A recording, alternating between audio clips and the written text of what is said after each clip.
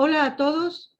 Nosotros somos el equipo número 3 y los integrantes Teresa García López del IESCA, Verónica Rodríguez Luna del Centro de Idiomas Jalapa, Edith Yolanda Romero Hernández de la Facultad de Nutrición Jalapa y Artemio Viveros Hernández de la Facultad de Ciencias Administrativas y Sociales.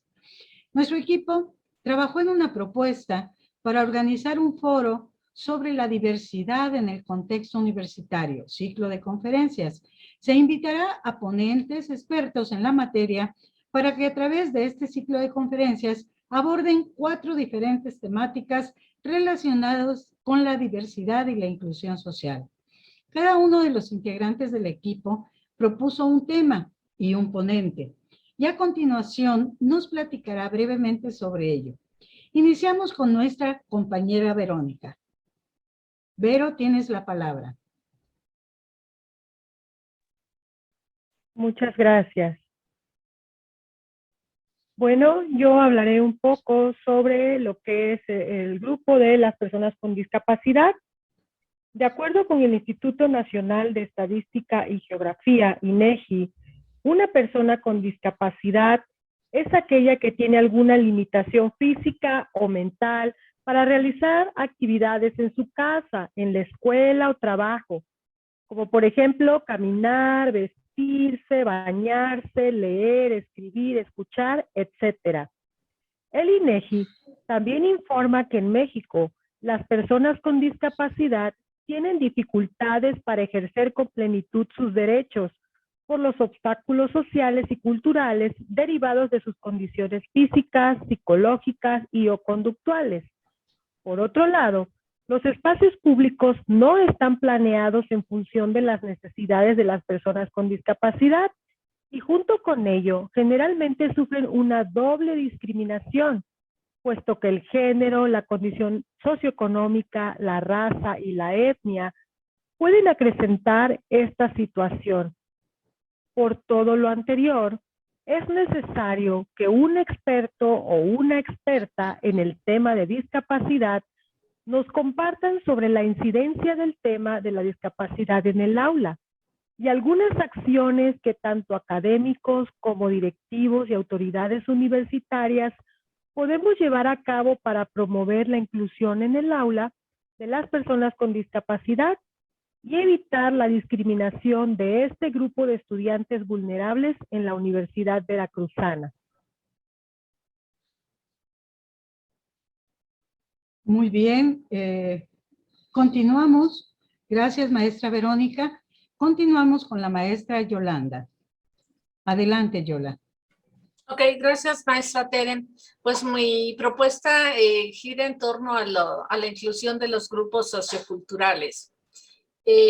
Pues la discriminación sigue siendo uno de los principales obstáculos que existen en el país, y no solo para eliminar y reducir las cuestiones de desigualdad, sino también como para construir una nueva cultura de inclusión social respecto a la diversidad y a la convivencia solidaria entre los diferentes grupos.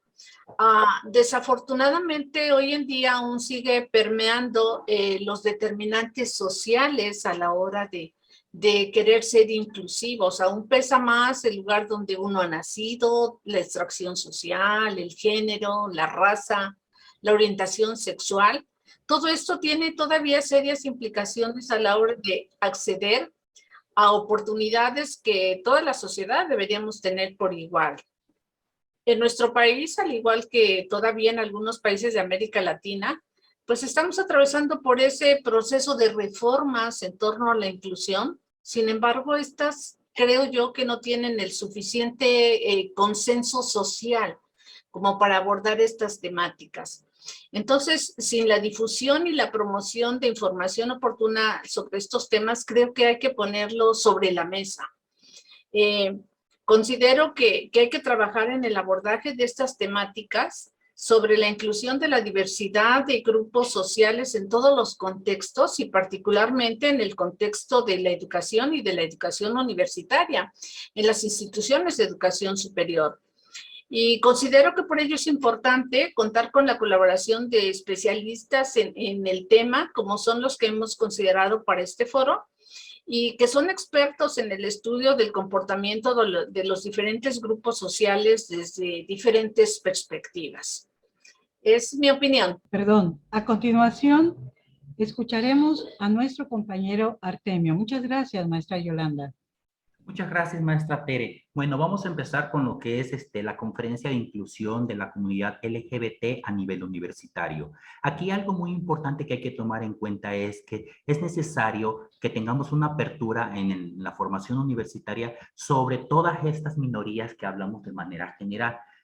La conferencia sobre LGBT+, vamos a empezar diciendo que primero, son las siglas compuestas por las iniciales de lo que son lesbianas, gays, bisexuales y transexuales, transgéneros y travestis. En un sentido estricto, agrupa a las personas con las orientaciones sexuales e identidades de género relativas a estas 4 palabras, así como la comunidad formadas por ellas. La expresión tuvo su origen en Estados Unidos en los 90 y su evolución se fueron agregando letras con el fin de incluir a diversas comunidades discriminadas en ese entonces por su identidad sexual.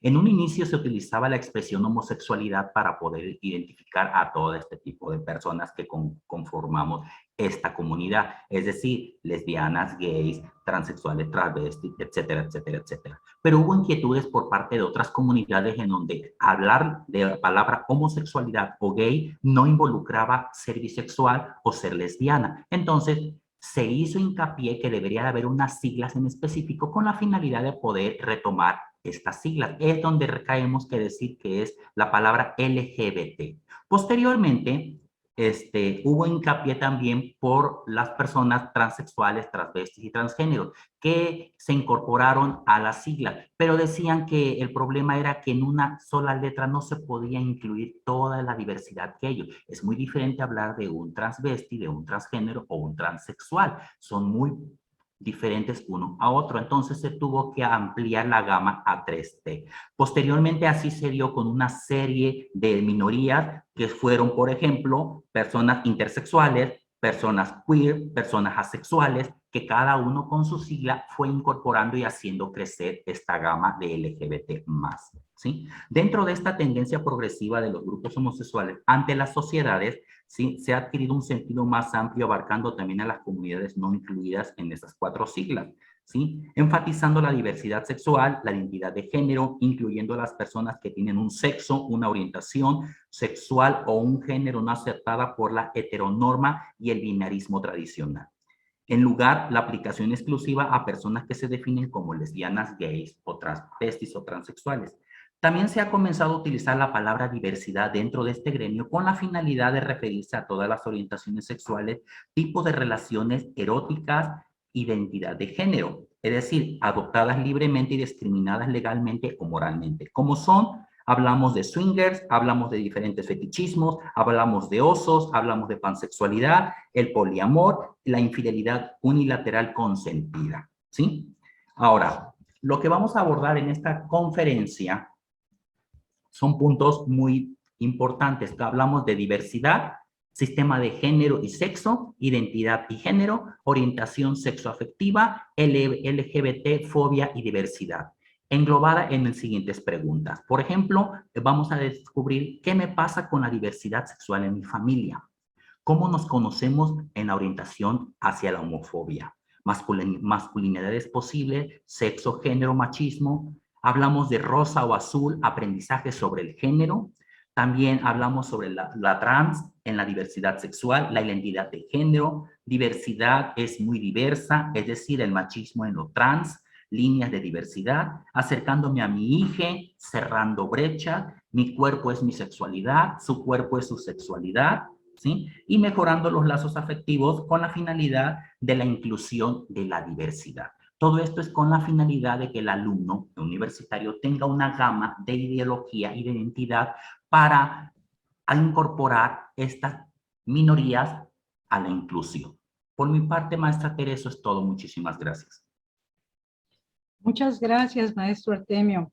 Ahora corresponde a mí a hablar un poco de la violencia hacia las mujeres en el salón de clases.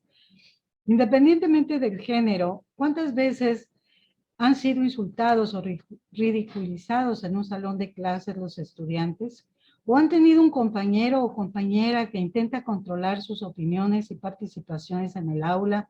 ¿O han enviado mensajes a través de internet ofensivos o con amenazas, o bien también los han recibido? ¿Cuántas veces les han pegado, los han intimidado con insultos que les han hecho sentir miedo? Todas estas son acciones que representan la violencia de género en un salón de clases o en el ámbito educativo y que implican actos o amenazas de violencia física, psicológica o sexual, acoso e incluso puede llegarse hasta la muerte, y que suceden en las entidades educativas y sus alrededores. Todos ellos son cometidos principalmente como resultado de estereotipos de género creados durante muchas generaciones.